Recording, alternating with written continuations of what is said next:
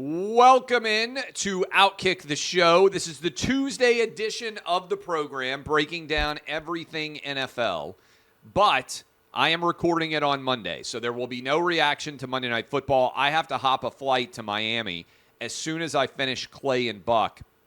So Monday show, Tuesday show. Reminder, we're going to have a Friday gambling special. I'm going to break down all the college football gambling picks here for you. As well as NFL action. And I am going to be able to normal radio show. So if you're like, oh, my God, what does Clay think about X or Y? I'll be normal radio show Monday, Tuesday, Wednesday, Thursday, Friday. We'll be back with you for the Kelly in Vegas, the Fade gambling show on Friday, as well as a normal OutKick show. If you are down in South Florida and you think to yourself, oh, my goodness, who is that incredibly sexy man walking around? Well, with his wife, who is way better looking than he is. But that might be me, all right? So, yes, I will be in South Florida. Republican debate is Wednesday. We'll be reacting to that. We have a special Wednesday edition of Clay and Buck coming up with a very special guest that we're going to announce on the radio program on Tuesday, I believe. So be prepared for all of that and more. Okay. Let's dive right into what we learned in the NFL weekend that was, and then I will give you all of my gambling picks. So gambling, not great. NFL six-pack, 2-4. We already broke down Thursday Night Football. I was surprised that Tua and the Dolphins weren't more impressive against the Chiefs. I thought this would be high scoring. Here's the deal. Here's the deal in general that I think we all have to kind of recognize. I think that we have determined that there are two super elite quarterbacks when they are healthy in the NFL. And it is Patrick Mahomes, clearly, and I think it's Joe Burrow. I think anyone out there who were if you were drafting quarterbacks right now, those are the two best guys. And it feels a little bit to me like we're going to end up with a version of Brady Manning all over again, where Patrick Mahomes is in the role of Tom Brady, and it feels to me like Joe Burrow is in the role of Peyton Manning. Maybe I'm wrong, and certainly there are going to be other guys that can elevate themselves. There are a lot of really talented quarterbacks in the league right now. C.J. Stroud, maybe in a couple of years, he's going to be up on that level. I mean, he certainly is performing at an unbelievable level right now at the Texans. We'll talk about him a little bit later. But it seems to me, and this weekend in particular offered strong evidence of this, that there are two really elite-level quarterbacks better than everybody else when healthy, and that is Patrick Mahomes and that is Joe Burrow. So, and again, I think Mahomes is Brady. And right now, the Chiefs have replaced the Patriots as the dynasty of choice. And given the fact that Mahomes is so young and that already they've gone and proven that they can shift in and out of receivers, they let Tyreek Hill go, still won a Super Bowl. Now, Travis Kelce is aging, and I wonder how many more good years he truly has. But I feel like Mahomes is going to be like Brady, where he basically ages out of a younger cohort, and then as he ages and he gets into his 30s, they bring in a lot of 20-somethings, and they just continue to win at a high level. So, Dolphins, when they have stepped up against truly elite competition, have looked to be a little bit lacking. Their offense has not fired on all cylinders. I thought they were going to be better than they were. As good as Tua and the Dolphins are, I think that you have to make the Chiefs a prohibitive favorite right now in the AFC. Ravens. Look out for this Ravens offense. I mentioned that there are a lot of other good quarterbacks. All of the good quarterbacks, it feels like, are in the AFC right now. Lamar Jackson and the Ravens offense, they're starting to cook. Not a bad Seahawks team. They demolished them. Defense was thriving, was fast, was active. They seem to be feeding off of each other right now. Ravens, as we approach the midpoint of the season, feel to me like they're rounding into form. The Browns, incredible defense, still not sold on anything having to do with the offensive side of the ball for this team. Still not sold on Deshaun Watson. The AFC North is elite, elite, elite. I think the Ravens and the Bengals are better than everybody else. We'll see whether that pans out during the course of the season. Texans, I mean, C.J. Stroud is going to be your rookie of the year, and it's not even going to be close, presuming that he stays healthy. Listen to these numbers. 30 of 42, 470 yards passing, 5 touchdowns, nearly a perfect QBR in the 39-37 win over the Bucs. C.J. Stroud, your rookie of the year, he is demolishing Bryce Young. He is demolishing, certainly it's unfair, Anthony Richardson. Honestly, you can probably say Will Levis has been the second most impressive of the young quarterbacks so far this year, and Will Levis has only played in 2 games. But C.J. Stroud, head and shoulders above everybody else. By the way, Baker Mayfield wasn't bad in this game. C.J. Stroud was just that much better. Saints get the win over the Bears. Saints just keep finding a way to win. Bears just keep finding a way to lose. Vikings, what about Josh Dobbs? Guy gets traded this week, this past week. Doesn't know snap counts. Doesn't know hardly anything. Comes in with an injury after Jaron Hall gets hurt.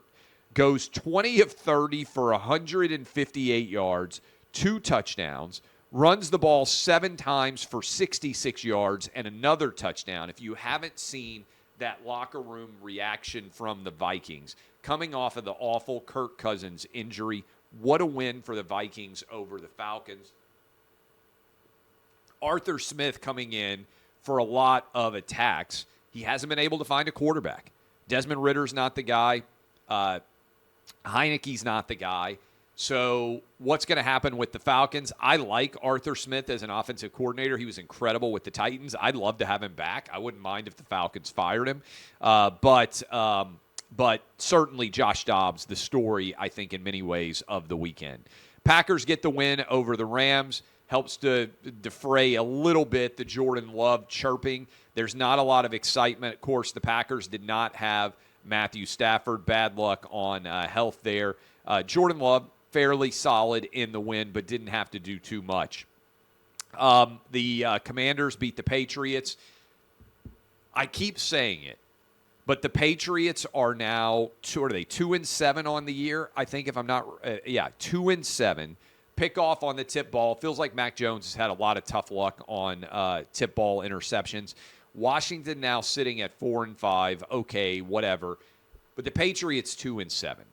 And if you would ever question what the impact is of Tom Brady on Bill Belichick's career, I saw this, and it's pretty wild. Super 70 Sports, which is a great account and does a lot of really funny memes and work. Bill Belichick is 81-95 in his NFL coaching career when Tom Brady isn't his quarterback. Think about how crazy that is. 81-95. This is why I keep saying, and I've been saying this for years now, I don't even worry that much about who the head coach is, because if you have a great quarterback, then you will win at a high level in the NFL no matter what. If you don't have a great quarterback, you're going to lose. And so even if you've got an incredible, I think it's fair to say, coach like Belichick, he doesn't look like much of a genius when he doesn't have Tom Brady, does he? Colts get the win over the Panthers, Minshew Mania. I don't know if it's too early, but Carolina is 1-7. And I thought that Bryce Young would be way better than he has been so far. Now, 3 interceptions for Bryce Young, 173 yards passing. He does not look comfortable behind center. Not a good Panthers team, but halfway through year 1, I'm going to be honest with you, I would not have thought that C.J. Stroud would be throwing 5 touchdown passes and Bryce Young would be throwing 3 interceptions. It's still early, but I think you have to start to get a little bit nervous about what you're seeing from Bryce Young. Maybe he's not healthy. I'm not sure exactly what's going on, but he's not performing at the level that I thought he might. Raiders get the win over the Giants. Giants also looks like have lost Daniel Jones for the rest of the year. Everything in Giant land is falling apart. And the Raiders, they fire Josh McDaniels. They come back and they play incredible football. Eagles-Cowboys. The way this game ended between the Eagles and the Cowboys, vintage Cowboys.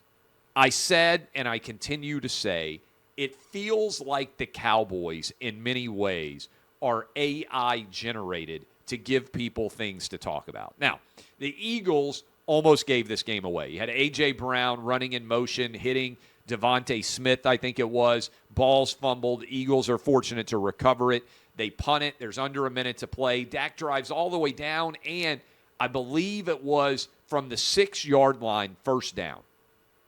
First down at the 6-yard line. I don't think it was first and goal. I think the Cowboys could have gotten a first down at the 1 because I think they were at the 11 prior. Anyway, they get a 5-yard penalty, and they're at the 6-yard line. You're thinking to yourself, there's like 25 or 30 seconds left at this point in time. Okay, we're going to run 4 plays. Instead, what happens? False start. And by the way, I think the Cowboys got saved on the false start because it looked like they had no timeouts. It looked like they tried a design quarterback sneak, and that got snuffed out, which would have necessitated them running up and spiking the football. Given the talent you have at wide receiver, I don't understand. Throw the ball 3 times into the end zone if you're the Cowboys. And then on 4th down, if you decide you want to try a run play or something associated with that, I understand that idea. Instead, false start, you're back to the 11. Dak gets sacked, the one thing he cannot do, drives them all the way back. Then they get a delay of game. They're basically back near the, 26 or 30-yard line by the time they throw it into the end zone finally. And then on the final play of the game, you throw it underneath. Maybe there was supposed to be somebody else who comes for the hook and ladder. That didn't materialize, but you don't even throw it into the end zone. So from the 6-yard line with theoretically 4 plays, you get 1 end zone chance, which is not a very high end zone percentage chance, back corner of the end zone. Again, it feels like the Cowboys basically exist for sports talk radio to get fired up. And then I mentioned Joe Burrow earlier.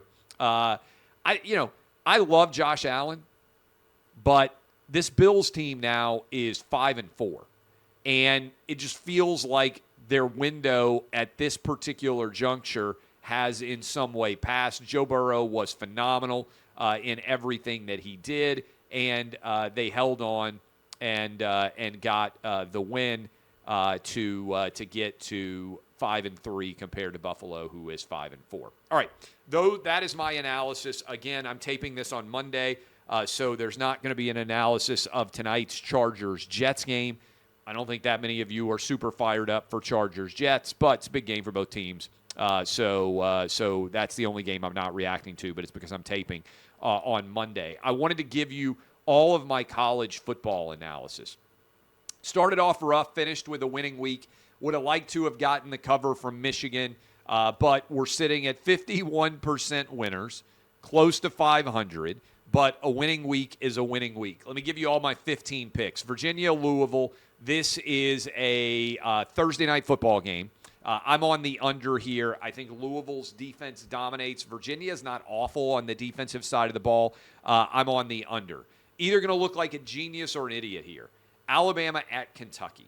I talked on the Monday edition of OutKick the show about how, to me, the storyline so far has been that Georgia and Alabama aren't as much head and shoulders above everybody else. They play sometimes competitive games that you don't expect. Remember, Alabama only beat Arkansas by 3 in Tuscaloosa. I like Kentucky plus 10.5. Wildcats coming off of a good performance, road win against Mississippi State. They're playing without really any pressure. Everybody expects Alabama to come in and dominate. What if Jalen Milroe throws a couple of picks? Again, not sold on Alabama's talent at wide receiver or running back. Don't think the offensive line is elite. Can Kentucky line up and run the football, take some air out of this game? I think they might be able to. Devin Leary is playing better. Kentucky has nothing to lose. They should have a pretty excited home crowd. Alabama coming off of Tennessee and LSU, huge rivalry games. A little bit of a breather before they start to get ready for Auburn. just feels like the Tide could be sleepwalking in an early kickoff game. Vanderbilt, South Carolina, I'd be winning like 60% of my bets if I hadn't bet anything on Vanderbilt or South Carolina all year. I think I've lost every bet that I've placed on either of these teams. I'm going with the over. South Carolina really can't stop anybody. Vanderbilt cannot either. I think Spencer Rattler has success. Over 57.5. Michigan, Penn State. It's game of the weekend. Okay? Everybody is going to be focused on this big noon kickoff game. My guys are going to be up in Happy Valley. This feels like a James Franklin special to me. Michigan has been dominating everyone, but here they come rolling into Happy Valley. Penn State plus 5.5. Much different team at home. Whips Maryland. Feels like they're rounding into shape. If they're going to try to make this a three-way potential 11-1 tie, then they have to win this game. It's crazy, but James Franklin has created expectations at Penn State where 10-2 with losses to Ohio State and Michigan feels like kind of a failure of a season. Now, that's a function of how high the expectations have been built at Penn State. I think they cover, and I think they have a very good chance to win. This is an unexpected tap-the-veins blood bank guarantee. Old Dominion at Liberty. Jamie Chadwell, head coach at Liberty now, was at Coastal Carolina, has gone 39-5 in the past 4 years. Liberty piling up points right now. They went for 42, 42, 56 in the past 3 games. Old Dominion, 28, 27, and 24 against solid competition. Tap the veins. My first blood bank guarantee of the weekend, and you and your buddies may be the only people out there that are betting this game. I like the over in Old Dominion at Liberty. I got it at 57.5. NC State at Wake Forest, I'm going to go with the under 44.5. Neither team has very good offense. Both have solid defenses. Trust me, under is going to cash. Rutgers at Iowa. I couldn't believe that this number is actually out there. Rutgers at Iowa. The over-under when I bet this, when I sent in my picks on Sunday night, 28.5. 28.5 in a college football game is unheard of. Iowa unders just cash. Rutgers is not very good offensively. Guys, the only way I see this number going over is if we get defensive touchdowns. Maybe some special teams touchdowns. Otherwise, I think it's going to be 7-3, 10-7, 10-3. I think it's going to go under 20. So I'm on the under in this game. Florida LSU. As long as Jaden Daniels is healthy, and again, we're taping this on Monday morning, so I think he's going to play. Florida's defense is not very good. I think Florida is going to give up 40-plus easily to LSU. Now, I think LSU will give up 20-plus. Over 63.5 is the number I got in this one. I feel good about it. In the middle of telling you all about these picks, though, let me also tell you about taking care of yourself and making sure that you actually go through the problem. Look, do you know Mary Balsmus from our friends over at Manscaped? Holidays are approaching. What if I told you celebrations are starting early this year? Turns out the perfect gift does exist. Who else to bring it down your chimney than the leaders in below-the-waist grooming? Keep calm and let your balls jingle this season with Manscaped's brand new Performance Package 5.0 Ultra. Featuring the new Lawnmower 5.0, watch all your wishes and mistletoe kisses come true. Look nice when you're going naughty by going to manscaped.com. Use the code OutKick for 20% off and free shipping. Unwrap the gift of smoothness this season with Manscaped. 20% off and free shipping with the code OutKick at manscaped.com. That's 20% off with free shipping at manscaped.com. Use code OutKick. Manscaped. Get your jingle balls ready for the holidays. Jingle balls. Auburn at Arkansas. I've got Arkansas minus 2.5. Look, I think KJ Jefferson and Sam Pittman are going to play well at home. Auburn does not have the talent on the offensive side of the ball right now that Arkansas does. I get the better quarterback at home under a field goal. I think Arkansas gets the win coming off the momentum against Florida. In fact, I'm kicking myself on the gambling weekend. If you heard me talk about this with Kelly Stewart, I actually put down initially Arkansas plus the points, sat there and stared at it for a while, then went back and scribbled it out and ended up taking Florida. I hate when I change a pick and end up wrong, like I did last weekend. Ole Miss plus the points at Georgia. Here's the deal, plus 11.5. I think Lane Kiffin going into Georgia has zero pressure against him. It's possible by the time this game kicks off, even probable, that Ole Miss will already be eliminated in the SEC race.